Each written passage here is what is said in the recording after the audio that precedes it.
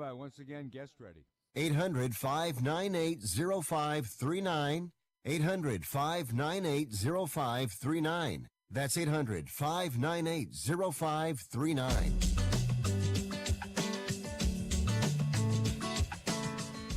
All right, folks, welcome back. Fifth Street Sports, Sports Byline USA, SB Nation Radio, Nick Eber, Frank Perez, Nolan Dalla, Oklahoma Brian. This is the part of the show where we get to look at the matches coming up tomorrow in the World Cup. And by the way, kudos to you, Nick Geber, and to who's not with us today, our other colleague, Nick Webster. You guys have been on fire. I mean, you've been really stellar. For those listening to the Monday through Friday hour-long show, there's 15-minute clips we put up at our website at fifthstreetsports.com. You can get your picks every day, free. Just listen to them talk. And I'll tell you, guys have been just astounding, including picking some dogs. Well done. Yeah, well, thank you. We have been around the football business for an awfully long time, and you see trends. And we were talking in the earlier segment about Germany being such a surprise, Argentina was the oldest team in the tournament. I mean, we talked about this off the air. It wasn't a surprise for a lot of people. Germany, not a massive surprise for a lot of people. We do have some matches coming up tomorrow. Spain, Russia, Croatia, Denmark are the two matches. Let's bring in our very special guest, Tarl Smith. Tarl, thanks for joining us here on Fifth Street Sports. A great day today in the World Cup as we said goodbye to two favorites and hello to two teams moving on to the quarterfinals. Oh, it's fantastic! Some great soccer games today. Very enjoyable, very attacking soccer, which is what we want to see. We're at the business end of the tournament now. There's no more cagey. Let's play for a draw. Let's see what happens. You've got to go out there and win your games. Oh, absolutely, Tarl. We picked France over Argentina. We picked Uruguay over Portugal. Uruguay are a very, very difficult team to break down, and they have great attacking teeth if they need it, with Cavani and Luis Suarez.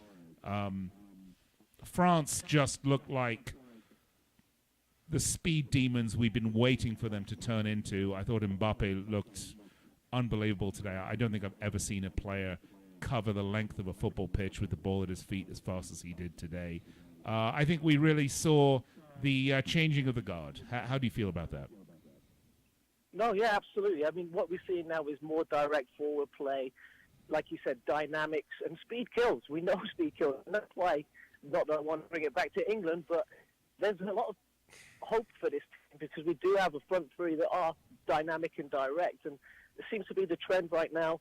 Suarez just outworks defenders, and creates gaps for the midfield coming through and connects so well with Cavani as we saw for the first goal today. But definitely a trend we're seeing in the attacking way that teams were preparing and going in this World Cup. Right, so Tarl, we talk about this and we talk about the trend and a topic I've been bringing up on this show, day over day as we look at the World Cup is sort of cycles in football and the changing of the guard. And if you've been watching the game maybe since 2000, you're just used to the same old people winning all the time. But it does change, and we do go through cycles. And sort of the era of tiki-taka football is really over. It's become a lot more of a direct, fast-paced game than what we've been used to seeing from sort of the Spanish champions and the champion Spanish club teams over the years. It's changing. The tactical makeup of the game is changing. Agree or disagree? 100% agree. And you only have to look at, your top coaches like Pep Guardiola, who have constantly evolve. And, he really brings in this sort of style of play. And I'll give kudos to, Pochettino and the way that he plays, pushing the defensive lines up high, playing direct and trying to get in behind defenders as quickly as possible. Definitely a change in their guard, definitely a new way of playing. But like you said, it's cyclical, so by the next World Cup we might be talking about some... Oh, did we lose Tarl? I hope not. I was on the edge of my seat. I think we might have lost Tarl there. I think we did. Well, we will wait to reconnect with Tarl, and we will bring him back. It was unfortunate because we were right in the middle of an interesting discussion. Well, let me say this. I'll take this and ask your opinion on this, and hopefully he comes back in. So, what is your opinion of the that first match, the Spain Russia match? Oh, well, look, I mean, Spain have had their questionable defensive week. Oh, we do have Tarl. good. Oh, so good. Tarl's back. Tarl, we lost you there for a minute, and we're sorry for it. Good to have you back. We were talking about the change in tactics. You were mentioning Pochettino, of course, the manager of Tottenham, which you would be doing because you are a Spurs fan. Guilty. But no, you're right. I mean, he does represent a new breed of club management and a new breed of thinking in terms of the football world. That said, Tarl, let's look at the matches coming up tomorrow, and let's get on to Spain and Russia. And I'm just going to put some odds out for everybody because that's what we do on this show. Spain are +5, Russia are +561. This is the regular. This is 90 minutes plus stoppage time. Russia are +561. Spain -162. The draw is +300. Russia to advance +328, and Spain to advance are -385.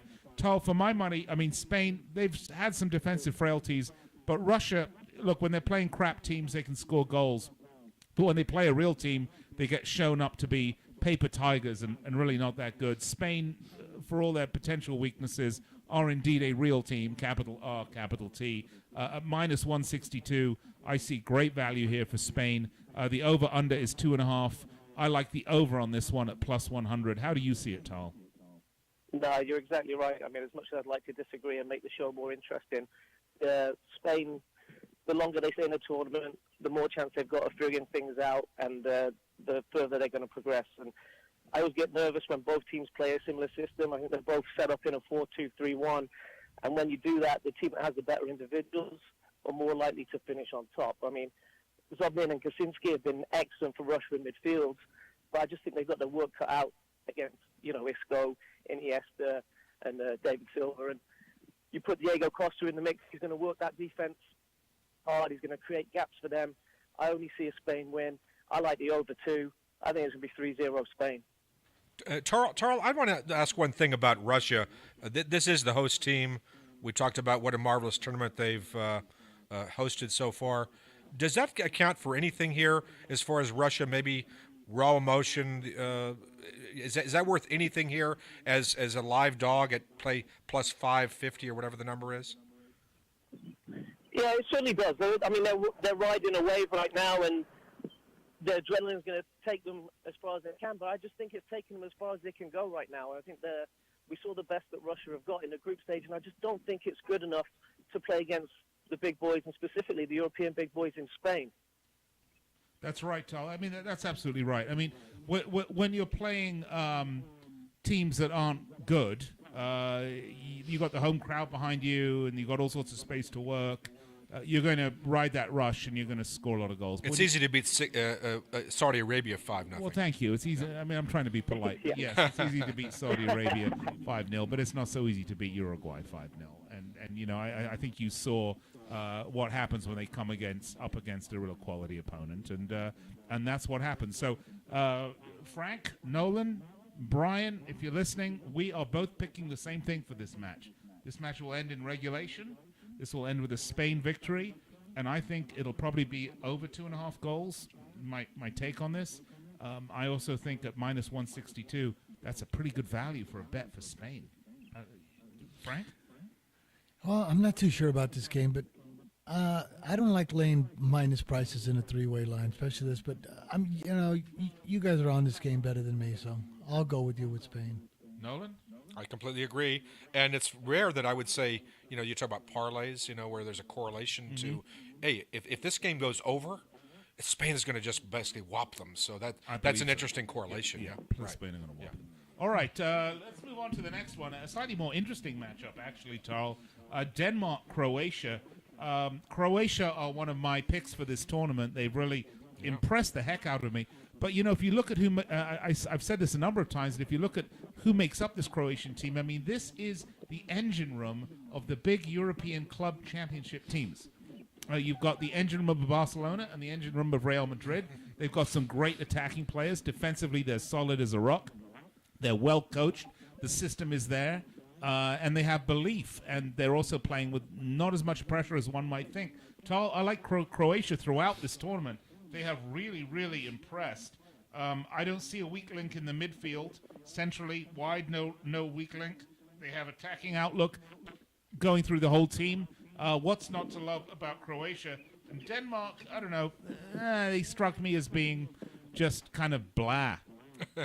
I mean, you know, Christian Eriksen aside. What do you think?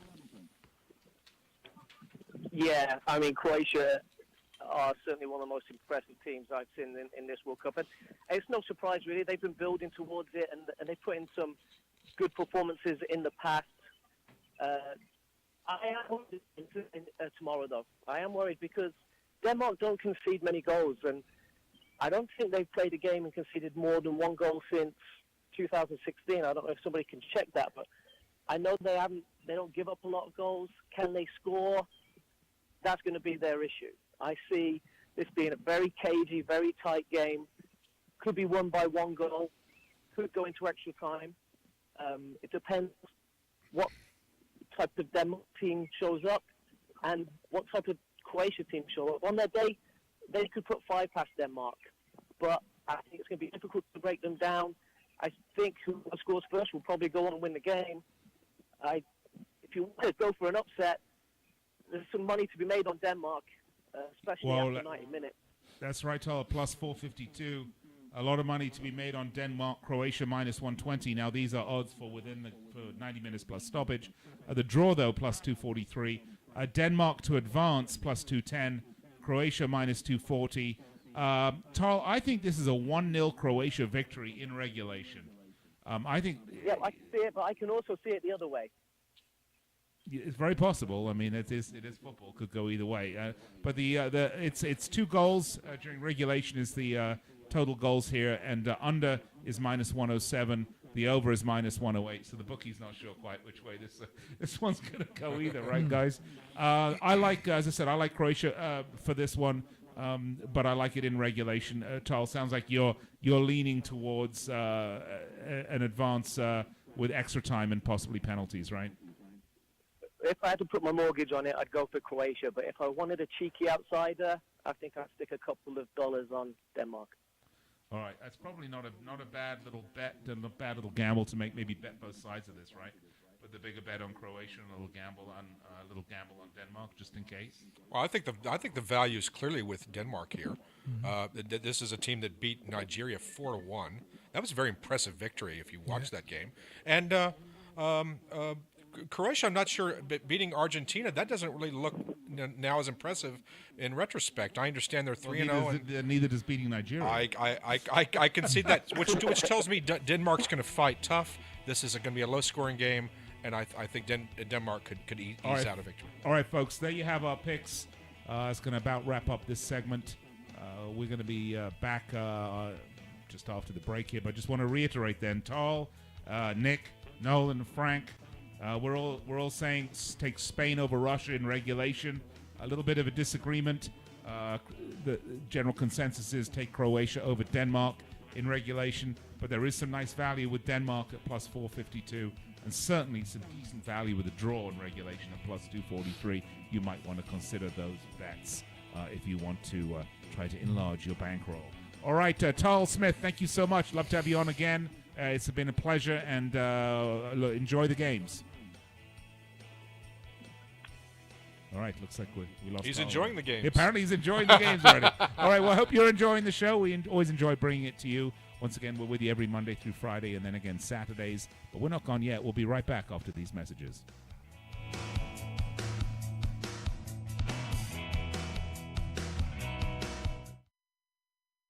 It has been said that everyone has a book in them. But do you have the time or the ability to write your book? Maybe you picked up some skills or had a life experience that you want to pass on in the form of a book to help others.